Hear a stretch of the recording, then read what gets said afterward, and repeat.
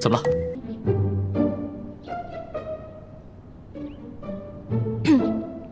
皇上，吉祥！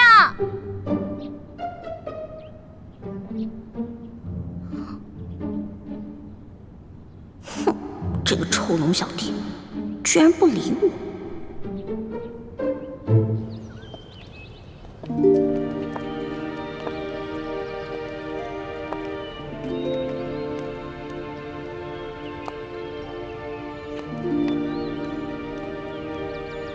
你们都下去吧，我想一个人走走。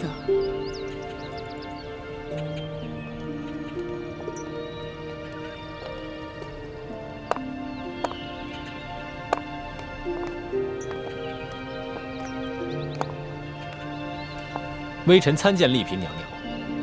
免礼。奕欢去见康熙了，也不知道情形如何。你不必忧心。 虽然康熙表面上在生奕欢的气，但这也说明了他对奕欢很上心，所以小师妹一定能搞定康熙的。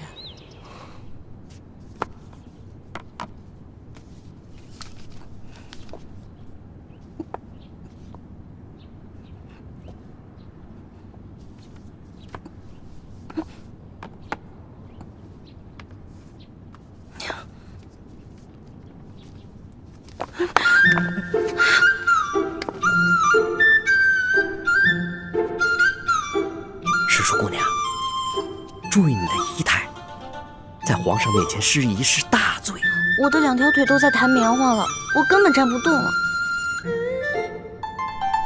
站不动就跪着，你怎么能这样不成样子的坐在地上呢？快起来，快呀！李德福，奴才在。去看一眼朕的药煎好了没有？这。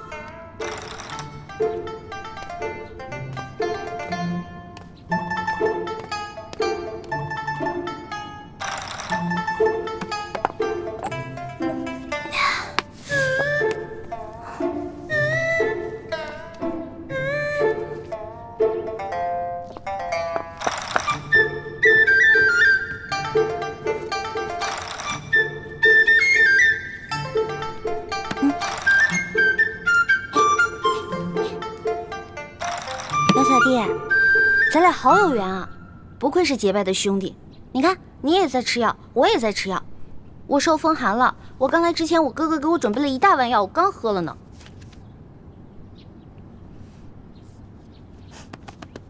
龙小弟，我知道你生我气了，你可以生我气，但是你能不能别不理我呀？嗯？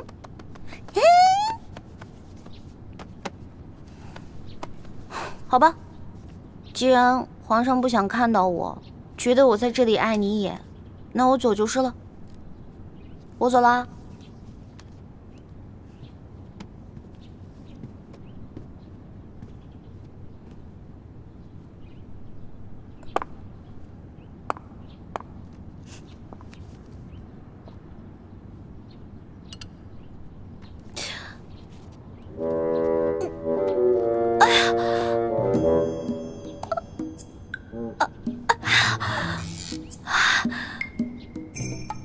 你要过来你就说，我再催动内力，逼他冷汗出来。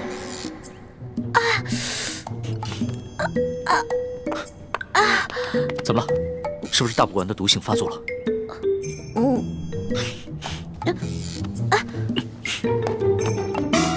但愿一切顺利吧。如果能早点查出内奸是谁，我们也能早点撤出紫禁城了。那我先走了。等一下。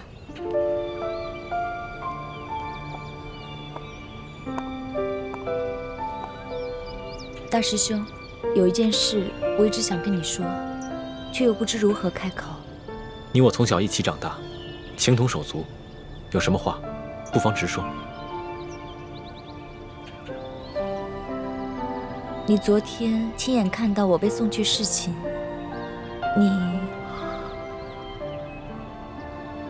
倾城，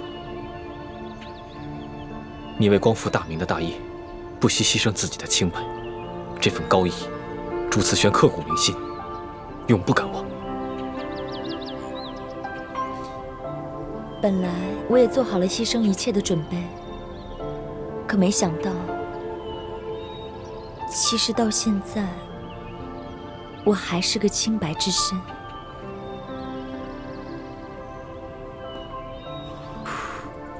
来，下面还要喝了。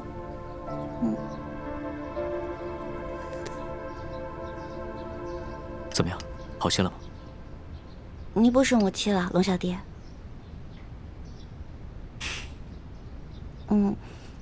我听李公公说，你昨天又要到四今天啊？你身体本来就生病了，这么熬下去哪能吃得消啊？你不是那么讨厌朕，又排斥朕，还假惺惺的来关心朕干嘛？你笑什么？没有啊，我就是觉得龙小弟很可爱，在大臣面前威风凛凛的样子，原来也有像孩子一样赌气的时候。不过你跟我赌气啊，那你就输定了。从小到大，我爹、我师傅、我的兄弟姐妹，他们跟我赌气，没一个人能赢，都被我气得半死。所以，你还是别跟我赌气了。是啊，你这赌气的能耐是很厉害。一想到那天被你推入荷花池，朕就气得胸口疼。哎呀，好了好了，龙小弟，别生气了，我给你揉揉，好点了吗？揉揉。干嘛突然对我这么温柔？无事献殷勤，非奸即盗。说吧，你要打什么主意？我就说过皇上是天底下最难伺候的人，跟你保持距离吧，你说我对你冷淡；我对你好吧，你说我别有用心。那你让我怎么办啊？这说来说去还是朕的错呀！别，不是您的错，皇上是天底下最聪明、最正义的，什么都是你对，是我不对，错就错在，我一心把你当成兄弟，而且为你出生入死，为你挡刀子，但我却没有办法装成痴情淑女，去骗取你的宠爱。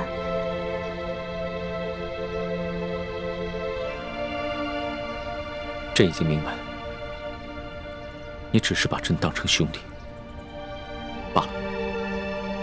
君子戒之在德，朕不应该太贪心了。放心吧，以后朕不会再勉强你了。你的意思是，康熙没有碰你？难道他对你起了疑心？不是，他没有怀疑我，是因为鳌拜和吴三桂都曾选送过不少秀女入宫，意图迷惑康熙。康熙早有察觉，他担心自己沉溺于男女欢爱中，消磨志气，所以虽然他时常宣后宫嫔妃侍寝，但大都只是做做样子，实际上他全部的心思都在政事上，对男女之事并不上心。没想到，康熙不仅有勇有谋，城府深沉，居然还有如此不同寻常的意志。以前他一心想要扳倒鳌拜，真正掌握朝政大权。可如今，鳌拜已经下狱，还有很多棘手的事情需要善后，他根本无心接近女色，所以，他并不是真正喜欢我。康熙不是真的喜欢你，对我们光复大明来说，不是好事，但对于你来说，却是一件好事。现如今，我已经不需要再牺牲自己的清白向康熙邀宠，就算他非要我侍寝，我自有办法让他无法亲近我，是因为我早就心有所属了。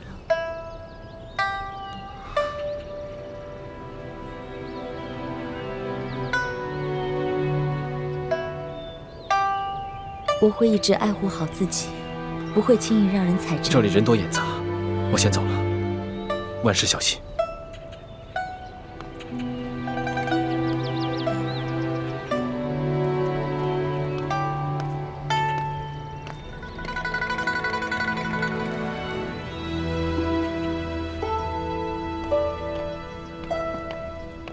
李公公，来，给我吧，我来侍奉皇上吃药。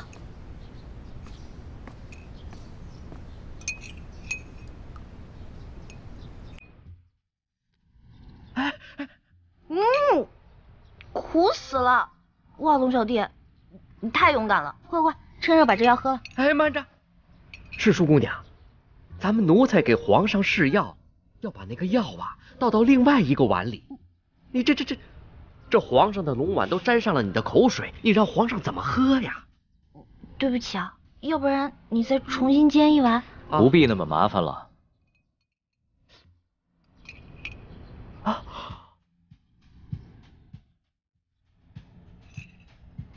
拿去吧。哦。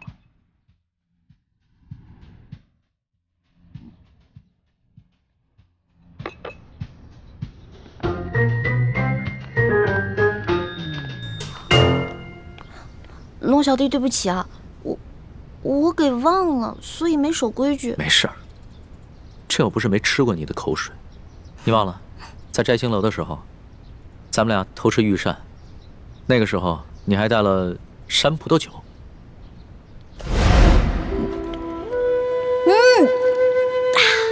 爽！怎么样？哎啊，是好酒。哦，那个呀，龙小弟还记得那天的事儿啊？当然了，朕会永远记得。朕相信，你也都记得。嗯，你这娇羞的样子倒还挺可爱的。对了，那个山葡萄酒呢？还有吗？朕一直惦记着那个味儿呢。有，我还留了一点呢。等过段日子你把鳌拜的案子结了，我拿出来，咱们好好庆祝庆祝。鳌拜，朕正在为此事纠结呢。这有什么可纠结的呀？鳌拜这个人圈地擅权，还给皇上下毒，哪一条不是死罪啊？我看呀，直接把他的罪行公布于众，直接给他，不就完了吗？你当是切西瓜呀？哪有那么容易啊？不说别的，就为了你的大补丸之毒解药还在鳌拜手上，朕就不能砍了他的脑袋。是啊，虽然我哥哥一直在研究怎么把大补丸的解药研制出来，一直都不行。而且每当我大补丸这个毒性一发作，就会痛不欲生。龙小弟，你有什么办法能逼鳌拜交出大补丸的解药吗？要让鳌拜交出大补丸的解药，只有一个办法，就是答应他的条件。答应他的条件？凭什么呀？他一个阶下囚，有什么资格跟皇上谈条件啊？傻丫头，这鳌拜可是3朝元老，还救过太宗皇帝的命。最重要的是，他掌握着一个非常重要的情报网，那可都是朝廷最重要的耳目。这些耳目都是鳌拜的心腹，受鳌拜的直接掌控。这样杀了鳌拜容易，但是朕就会失去朝廷苦心经营多年的情报网，变成瞎子聋子。那些在暗中反对朝廷的个人和组织，朕也无法掌握他们的动向。所以这就是他威胁你的原因？他要朕赦免他过往所有的罪，朕可以免了他的职务，但是必须由他继续掌握这条情报网，他才会效忠于朕，并且交出大补丸的解药。可是你觉得他真的会效忠于你吗？朕才不会相信他呢。朕被他欺压了这么多年，好不容易想借着这个机会好好整顿一下朝纲，若就这么轻易的饶了他，还受他挟制，朕的心里为实不甘心。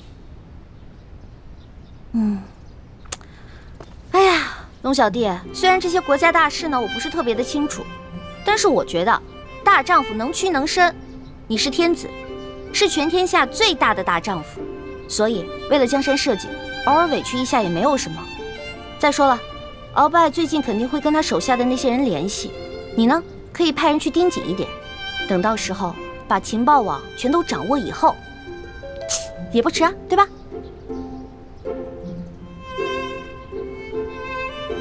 你说的对，朕是天子，是天底下最大的大丈夫。为了江山社稷，也为了朕的老大叶欢，朕就答应鳌拜的条件。龙小弟，老大永远支持你。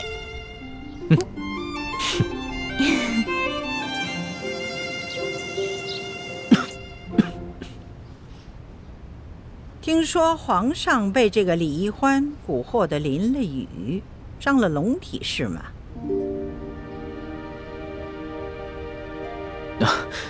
皇祖母，你别听宫里那些人乱嚼舌头。这孙儿啊，不过就是看到老天终于降下甘霖，这才一时激动，不管不顾的就冲进雨里欢庆了。此事和易欢一点关系都没有。再说了，孙儿啊，只是受了一点风寒，已经服下了一剂药，好多了。哎呀，易欢叫得那么亲呐。其实这李易欢没有进宫之前，皇上可不是这么容易冲动的。不管是天大的难事，或者是天大的喜事，皇上都不会情绪失控。皇上应该明白，龙体的安康就是朝廷的晴雨表。皇上在后宫打了几个喷嚏，那不要紧，哎，这朝廷上下就是几番波澜。皇祖母批评的是，孙儿知错了，孙儿以后再也不敢如此放纵自己了。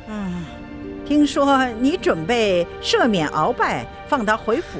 对，这鳌拜侍奉我大清王朝3代君王，他的性子，想必皇祖母也是一清二楚。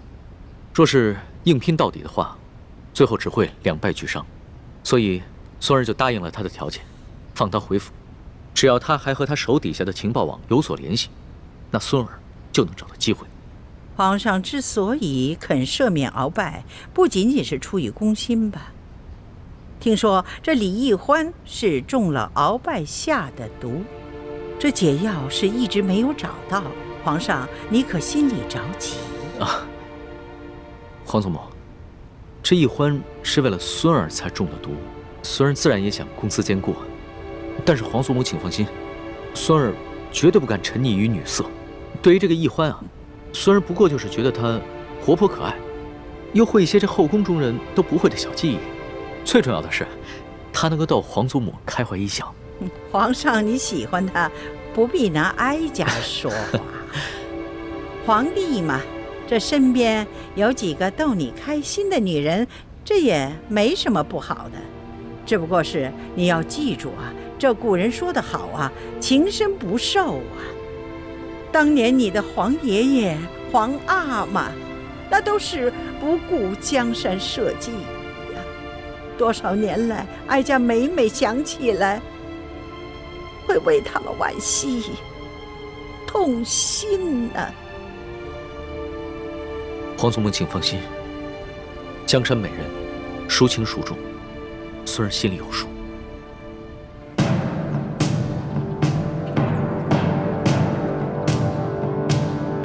鳌拜，朕念在你过往的功劳上，又看在易欢的情面上，饶你一命，改为削职圈禁。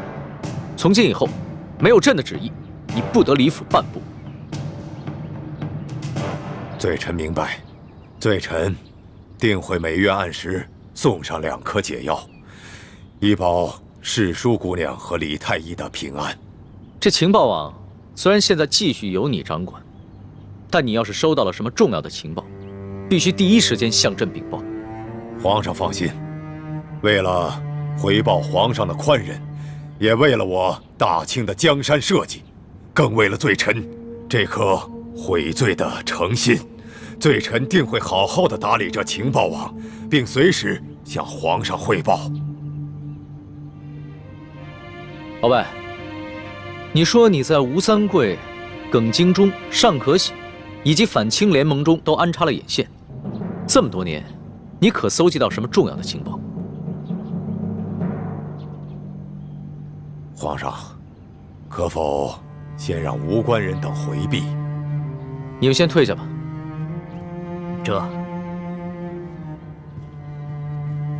皇上，这鳌拜虽然现在认了罪，可是他武功高强，万一他突然行刺，这外面的侍卫根本来不及护驾。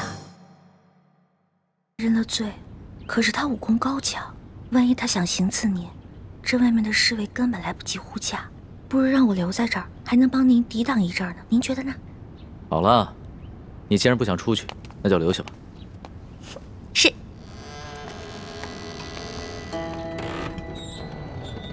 皇上，行了，奕欢是皇宫里边朕最信任之人，也是朕最心爱之人，你但说无妨。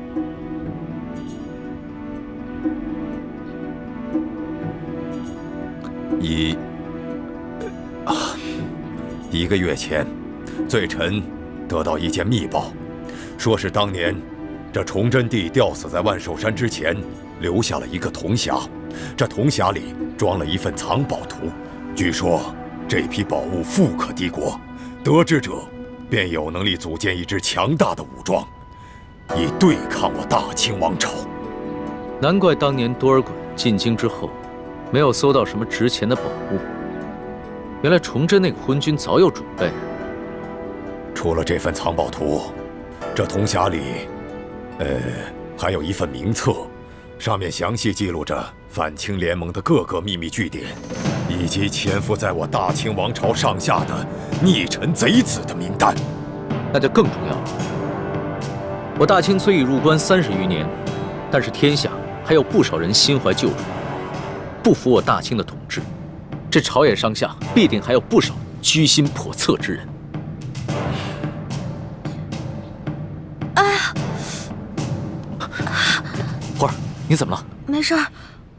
皇上，奴婢的头疼病又犯了，能不能让奴婢回奴婢的永乐斋休息一会儿啊？肯定是你刚服下了解药，这毒性还未清除。这样吧，你到朕的玉榻上休息一会儿。啊，不用了。这皇上的玉榻，奴婢怎么敢去躺呢？你什么时候跟朕这么客气了？啊？你必须得在朕面前变得好好的，要不然呢，朕不放心。来，走吧。皇上，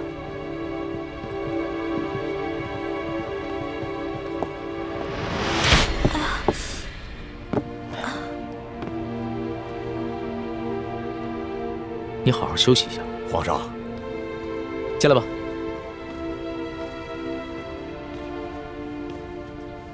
那个铜匣现在在何处？回皇上，当年多尔衮得到了这个铜匣，却未解其意，所以把这铜匣连同其他物品一起收入到了国库。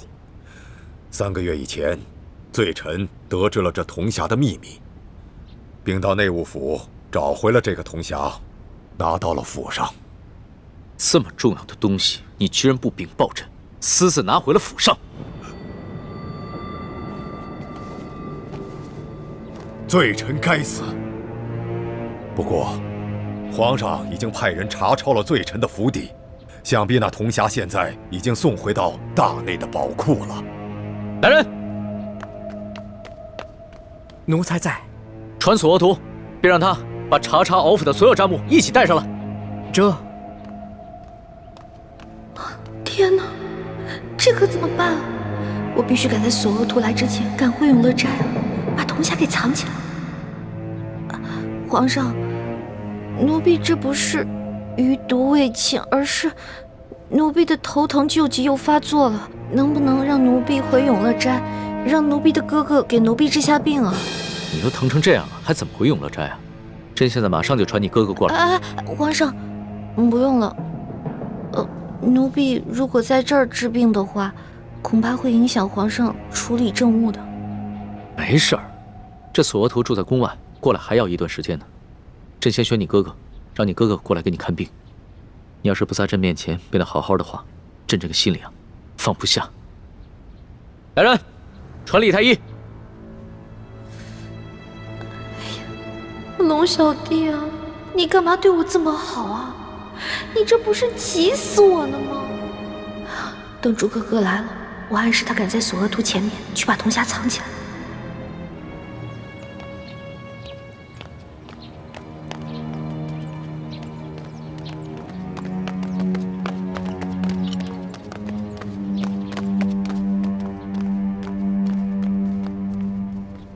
禀皇上，李太医采买药材去了，只有蔡太医当值。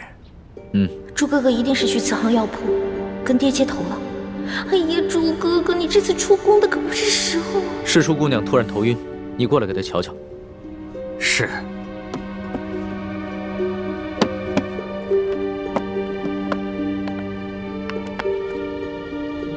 待微臣给世淑姑娘扎上几针，先止住头疼再说。皇上，哎呀，奴婢的头疼好像好了。皇儿，你可不能因为害怕扎针，就不配合太医给你治病啊！没有，是真的，奴婢的头疼就是这样，来得快，去得也快。奴婢现在已经没事了。真没事了？真没事了。好吧，你先退下。是。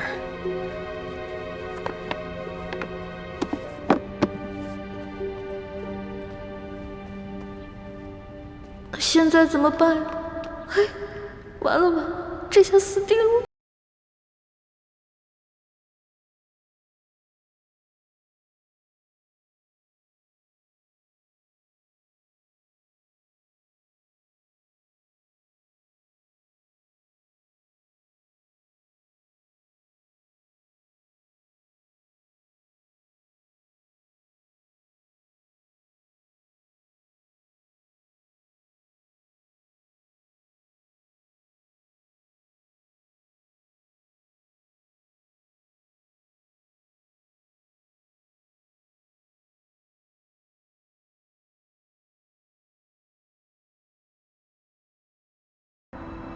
奴才没有见过。大胆索妖图，朕让你查抄敖府，你就借机中饱私囊。若是平常的宝物也就罢了，朕就不跟你计较了。但是这个铜匣关乎到我大清的国运，到现在你还不肯交出来，你有多少脑袋让朕砍呢？皇上，奴才对您不敢有所隐瞒呐。奴才这次查抄鳌拜府，确实是小捞了一笔。可都是些普通不过的金银珠宝啊，奴才实在是没见过什么铜匣子。哦，对了，皇上，那天查抄鳌拜府，世淑姑娘她也去了。皇上，奴婢全招了。奴婢是顺了好多金银财宝，可是那是索大人说的呀。索大人说那是皇上您默认了的。索额图不敢撒谎，那这个铜匣一定是被你顺走了吧？皇上，你也知道，奴婢就是个糊涂虫。那天顺了那么多东西，高兴的都忘记东南西北了，哪还记得有没有什么铜匣呀？那铜匣是不是在永乐斋啊？如果是被我顺走的话，当然是放在皇上赐我的永乐斋啊。好，那朕就亲自去跟你看一看。对了，这件事情不许让任何人知道。尤其是太皇太后，你们二人听明白了吗？这，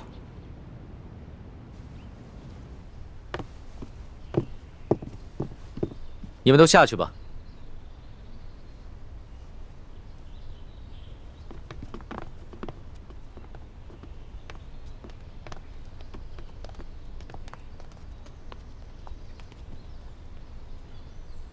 老大，你把东西放哪儿了？我怕你给我派过来的太监宫女手脚不干净，所以我就把那些都藏在床底下了。不过你是皇上，你肯定不能跟我一起钻床底吧？还是奴婢去吧。哎，你个笨丫头，朕是不能跟你一起钻床底，但是朕可以跟你一起把这个床挪开，对吧？您说的对。老大，这个铜匣还真在这儿呢。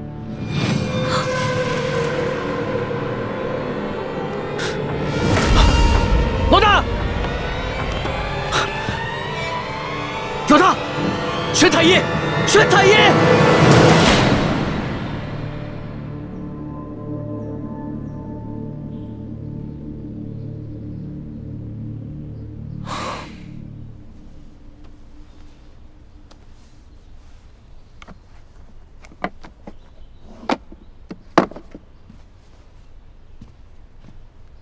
皇上，臣妹一时旧疾发作，晕了过去。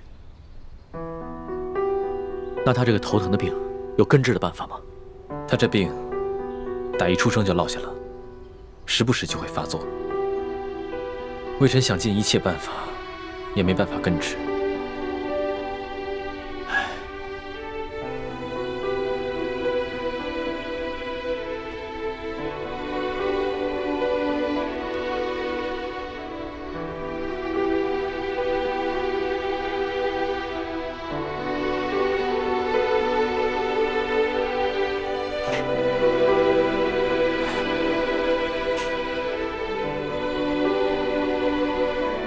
上，大哥，你也在啊？啊，老大，你好些了吗？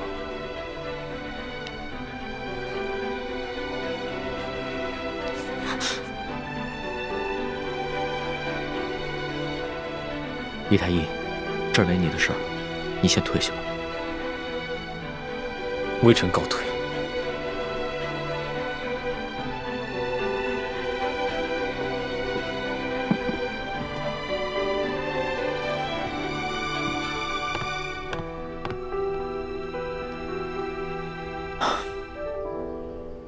老大，你刚刚的脸白得跟纸一样，真的要吓死朕了。其实，要治我这病也不难，只是没有药引罢了。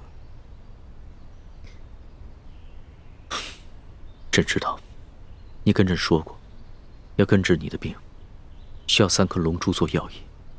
这个龙珠就是皇帝的眼泪。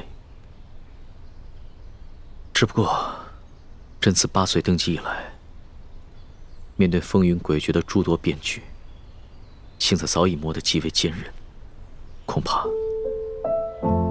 真的流不出来了。我知道呀，你是皇上，是天子，岂能轻易流泪？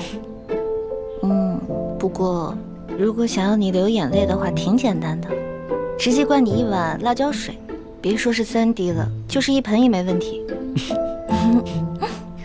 你这病情刚刚好转，就想着欺负朕，看朕怎么收拾你！哎，陆小弟，我头还晕呢。老大，要是真的能治好你的病，别说眼泪了，就算是朕的龙血，朕也毫不吝啬。只不过朕从来不相信这些偏方，这都是人力和药力无用之时，才会想借着所谓的帝王之气来寻个安慰罢了。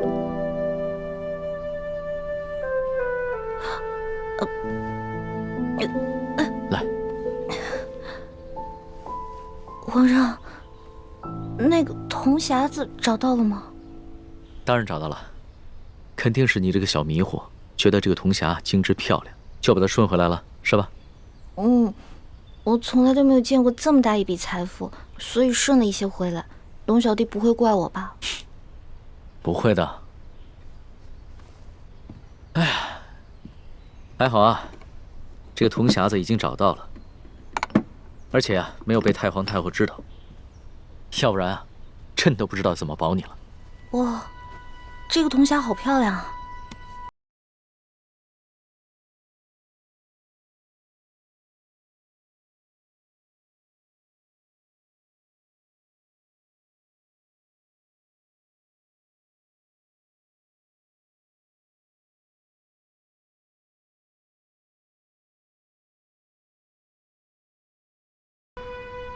老大，你在想什么呢？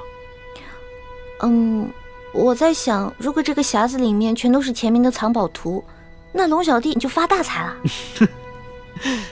老大呀，老大，你还真是个小财迷啊！这藏宝图固然重要，但里边的那些反清复明的逆贼名单，对朕来说才是最重要的。朕还要拿着这个铜匣去见鳌拜。老大，你就先好好养着啊。好。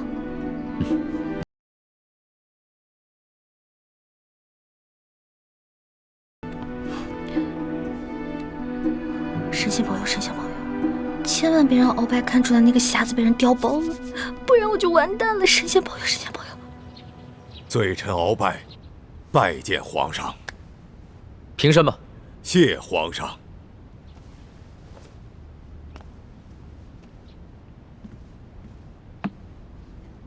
鳌拜，你瞧瞧，这个铜匣，是否就是之前你私自从国库里拿的那个？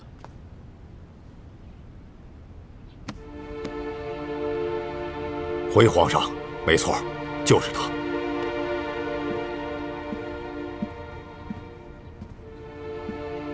皇上，这铜匣子为什么会在李欢的手中？难道仅仅是因为他贪财，凑巧被他给取走了？罪臣的府上有太多值钱的金银珠宝，为什么他偏偏选上这个。皇上，您不觉得有些可疑吗？蹉跎，奴才在。之前你和奕欢一起去查抄敖府的时候，奕欢是怎么得到这个铜匣子的？可有什么异样？回皇上的话，当时鳌拜府已经查抄完毕了，可奴才并没有发现大补丸的解药。奴才正在着急的时候，手下来报说，发现了一间密室。瞧见没有？这个地方机关重重吧？里面不知道藏了多少宝贝。都过了1个时辰了，世叔姑娘，你到底行不行啊？哎呀，别催我了。就是说，恐怕我们的手是真的保不住了。是啊，能不能不要这么绝望啊？我有种预感，我很快就能打开，很快。真的假的？行不行啊？都过了1个时辰了，还没打开吗？我打开了，我打开了。这个密室的门连工匠都打不开，奕欢居然能打得开。皇上，这李奕欢来历不明，行迹可疑。皇上，世叔姑娘说了，她当时在鳌拜府期间，曾经看到过鳌拜打开那间密室，所以她记住了手法，才能打开那间密室。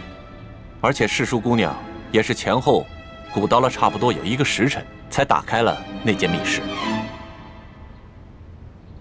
奕欢之前跑江湖的时候是个小贼，会一些旁门左道的技艺，也不奇怪吧？是啊。跟着，我们就进了这间密室。哎，世叔姑娘，没想到啊，这鳌拜老贼的密室里，珠宝多的比皇宫里还多。可不嘛。大人，要不然这样，咱俩呢先挑点，剩下的入账，您觉得呢？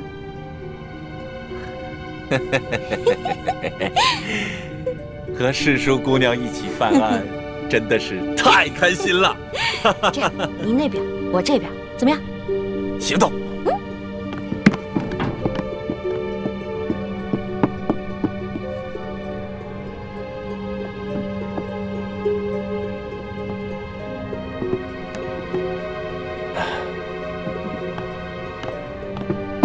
哎，世叔姑娘，你这就挑好了？啊，当然了。再多挑点吧，啊！哎，不了不了，我挑的已经够多了。索大人，您再接着挑点呗。皇上，派奴才去查抄鳌拜府，奴才却借机中饱私囊，真是罪该万死，请皇上恕罪。行了，起来吧。谁不知道查抄鳌府是一个大肥差啊？朕之所以派你去查抄鳌府，就是为了对你之前的功劳进行赏赐。只是你需要懂得分寸，不要过分即可。这，奴才明白了，多谢皇上。那照你这么说的话，奕欢他只是随意挑了2样珠宝。是，世叔姑娘将一尊玉观音还有一些珠宝，连同这个匣子，装在一个大箱子里就带走了。她可能看到这个匣子造型独特，所以顺手就拿走了。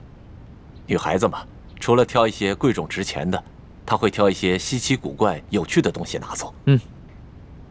她倒一直是这么一副大大咧咧、贪玩贪钱的样子。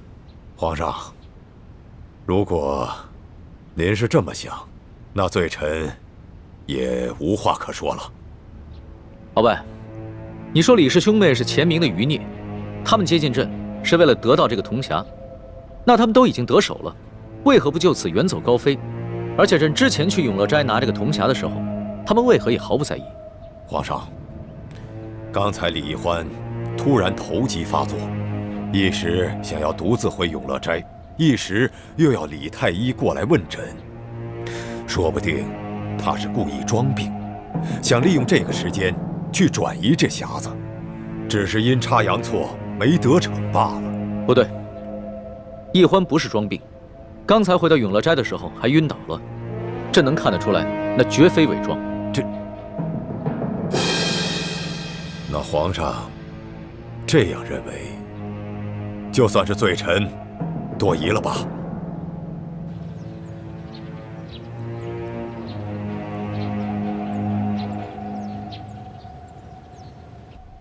什么？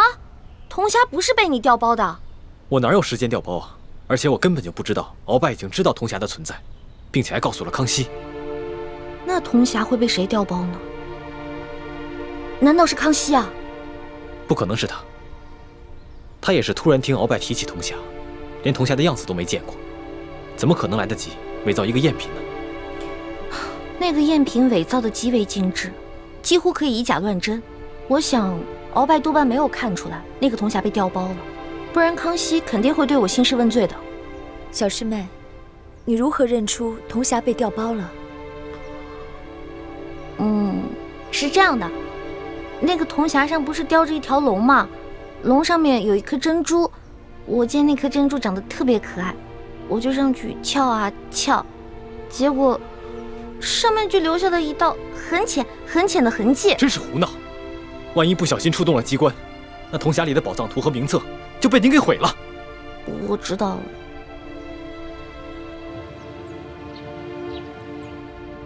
皇上，据探子回报，这铜匣子是崇祯皇帝请了能工巧匠精心打造的，须得用3把金钥匙同时插入这3个锁孔，方能打开。这3把金钥匙却1把都不可，否则就会触动机关。里面的藏宝图和反清联盟的名单都将损毁。那这3把金钥匙现在在何处？一把在南明册封的晋王李定国手中。传言这李定国10多年前就战死在沙场上，那把金钥匙也不知所踪。据探子密报，这李定国实际上并没死，并且一直暗中在领导着反清复明联盟。一把在台湾郑经的手中，最后一把金钥匙在永历帝的身上，而永历帝多年前被吴三桂绞杀，所以这把金钥匙有可能就在吴三桂的手中。所以，之前你以朝廷的名义下旨，让吴三桂送回永历帝的遗物，就是为了得到那把金钥匙。没错，眼下这吴三桂已派庶子吴应奇护送这些遗物入京。如果这批遗物中有这把金钥匙，说明吴三桂他并不知晓内情；如果这批遗物当中没有这把金钥匙，则说明吴三桂不仅知道内情，而且私下藏匿了金钥匙，必定是起了反叛之心。鳌拜，你能将如此重大的秘密交代于朕，说明你已有了悔罪之心。好了，你先退下吧，朕会让索额图送你回府的。谢皇上不杀之恩。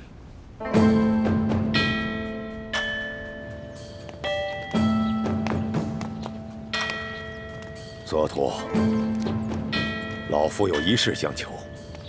哎，中堂大人言重了，您可是3朝元老，国之重臣，索额图哪里担当起一个求字啊？老夫以前虽是令尊索尼大人的政敌，可如今你正受皇上恩宠，风光无限，老夫却已落到这步田地了。还望索大人不要再记恨老夫了。中堂大人言重了，天意难测，也许中堂大人早晚有东山再起之日，这也未可知啊。嗨，你就不要再说这种话来挤兑老夫了。老夫今日所求之事，并非是为了一己私利，而是为了我大清的江山呐。哦，为了大清的江山社稷，这么重要的事情，敖大人为什么不刚才当着皇上的面把话说清楚呢？反而要跑到这儿对着我索额图私相授受？皇上哪儿还听得见老夫的话呢？索大人，请务必盯紧李太医和李易欢兄妹二人。哎呀，我说中堂大人，您还是省省吧，别老想着去报复李氏兄妹了啊！哎，索大人，老夫真的不是为了报复。眼下皇上正在迷恋李易欢，听不进去老夫的话。老夫越想越觉得李氏兄妹二人来历不明，身份可疑。待老夫回到府上，定会发动自己手下的情报网去暗中调查他们兄妹二人，但这需要一段时间。在未调查清楚之前，还望索大人能够多加提防他们兄妹二人才是。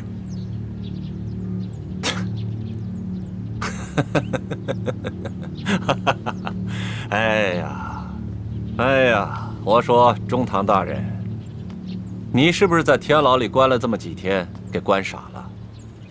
你难道不知道吗？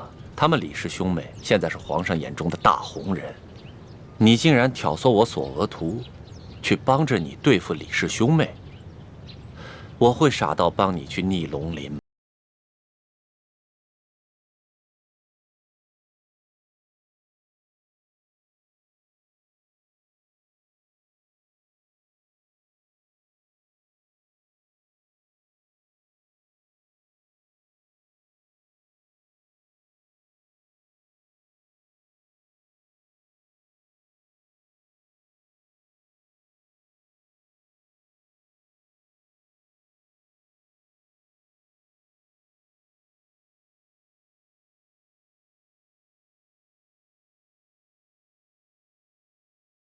很清楚了，再下注也不迟。行了，踏踏实实的回家歇着吧。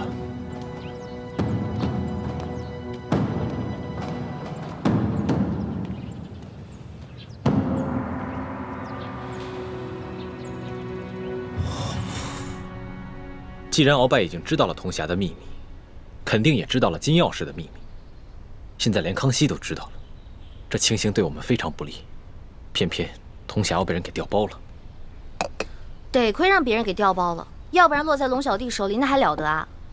这调包铜匣的人呢，肯定不是清廷的人，落在他们手里总比落在清廷手里要强吧？可是谁能从永乐斋调包铜匣呢？而且这个人还知道铜匣的秘密，还能自由出入大内深宫。知道铜匣秘密的人，除了咱们，还有鳌拜这一派势力。该不会是李公公？有可能。这李公公表面上是太皇太后的人，其实啊，早就被鳌拜给收买了。如果铜匣是被李公公调的包，那现在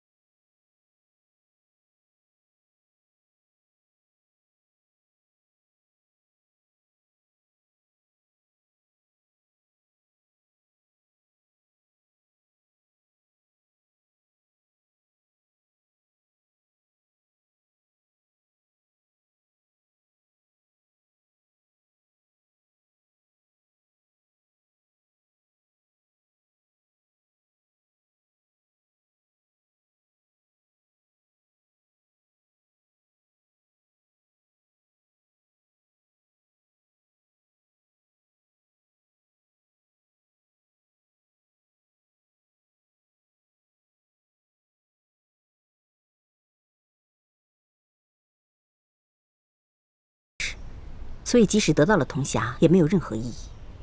不知道倩影和默笙他们有没有从吴应奇手中拿到1号金钥匙？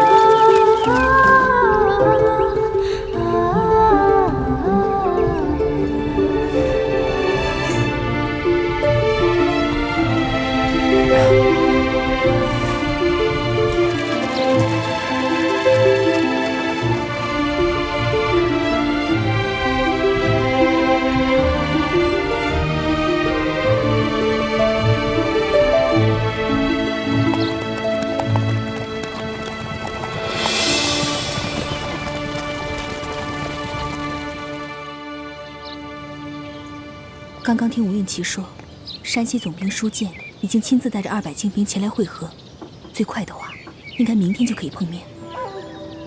如果让舒建接管车队，那么就很难有机会下手了。所以今晚你一定要骗吴应奇说出金钥匙藏在什么地方。我明白。二公子，有些茶点吧。叶兄，倩影，过来喝点茶，吃点点心吧。这就来。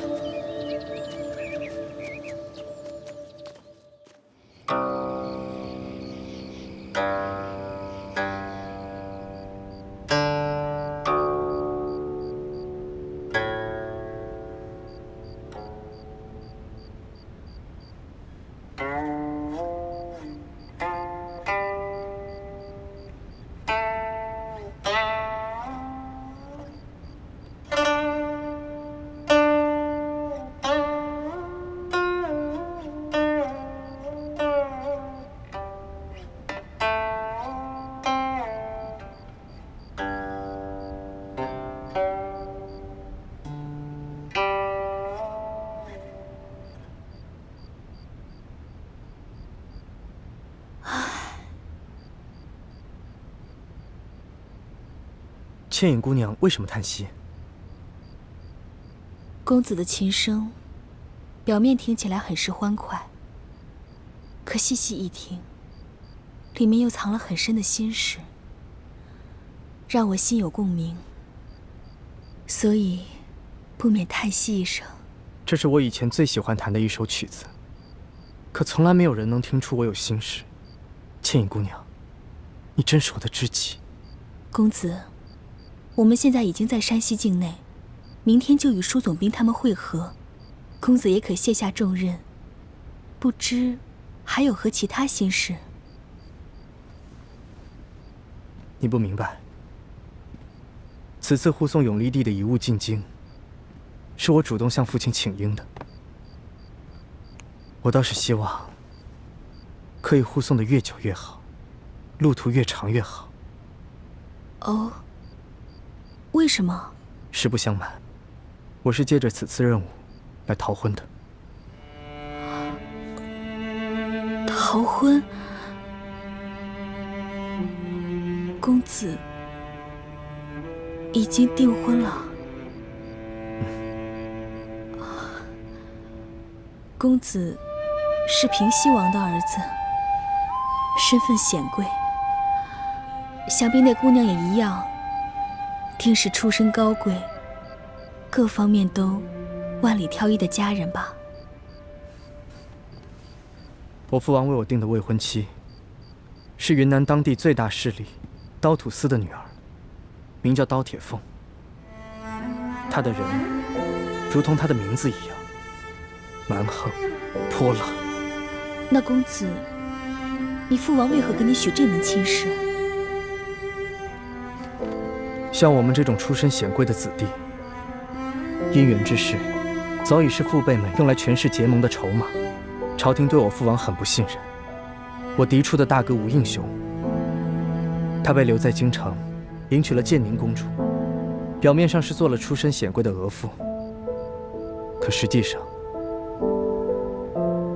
是被朝廷留作了人质。而我也是一样，迎娶刀土司的女儿，也是为了壮大我父王的实力。作为平西王之子，这也是无可奈何之事。其实身份、地位、财富，对我来讲，我根本就不在乎。如果可以选择的话，我宁可出生在一个普通家庭，平淡一生，愿得一心人，白首不相离。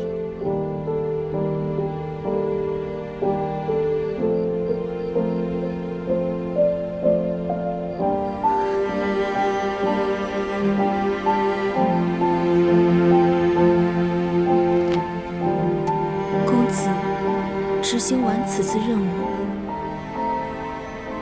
怕是就要和刀土司的女儿成亲了吧？所以我希望这次的路程越长越好。可明天就要和舒总兵他们会合。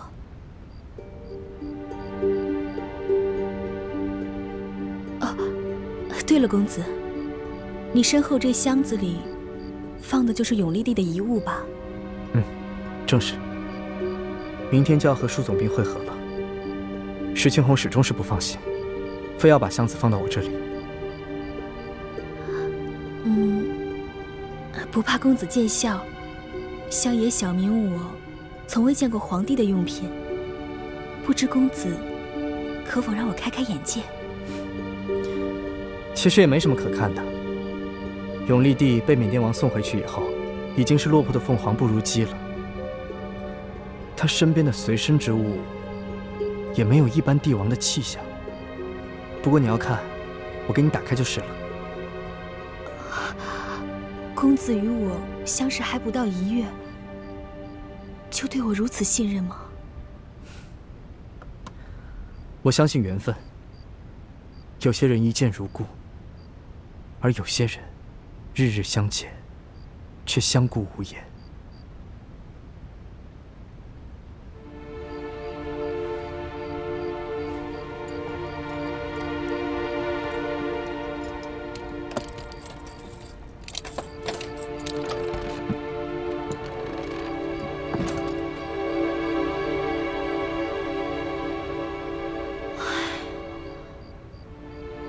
这和普通人家的用度相差无几，难道都是这些衣物，就没有什么稀罕物吗？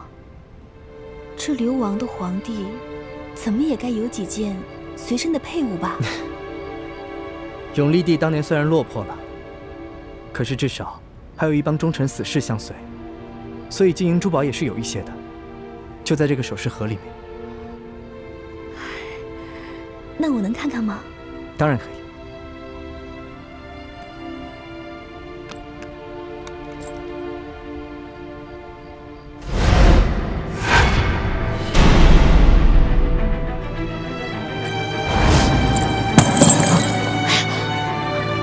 不好意思，我之前从来没有见过皇帝的东西，实在是太紧张了。没关系，拾起来就好了。哎，这可是亡国之君的东西，怕是不吉利。你身为平西王之子，还是不要碰这些不吉祥的东西。我来吧。有劳姑娘。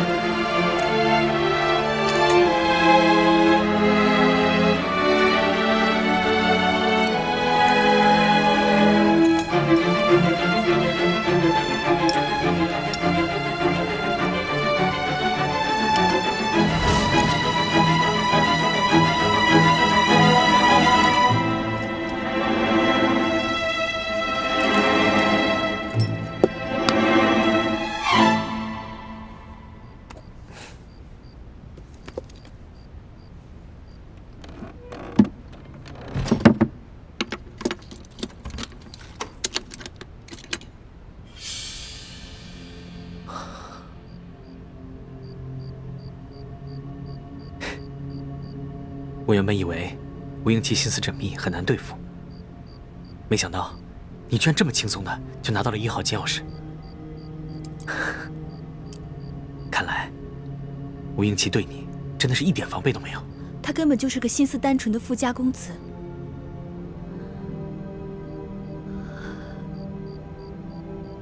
他进京之后，如果朝廷发现这金钥匙被调包了，那他会不会有性命之忧啊？师姐，金钥匙我们都拿到了，你还担心他干什么？朝廷最好把他打入天牢，一怒之下再杀了他，这样就能逼得吴三桂起兵造反了，我们光复大明就指日可待了。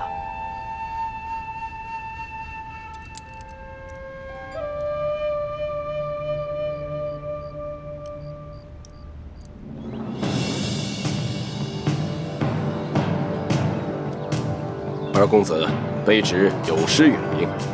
若不是半路遭遇劫匪，在下也绝不敢劳动舒总兵，还望舒总兵见谅。哪里话，同为朝廷效力，二公子若有什么闪失，卑职如何向圣上交代？又如何向平西王交代？那就有劳舒总兵了。永历帝这批遗物可都还在？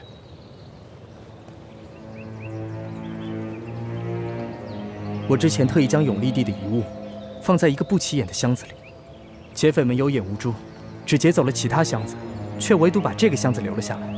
这也算是不幸中的万幸吧。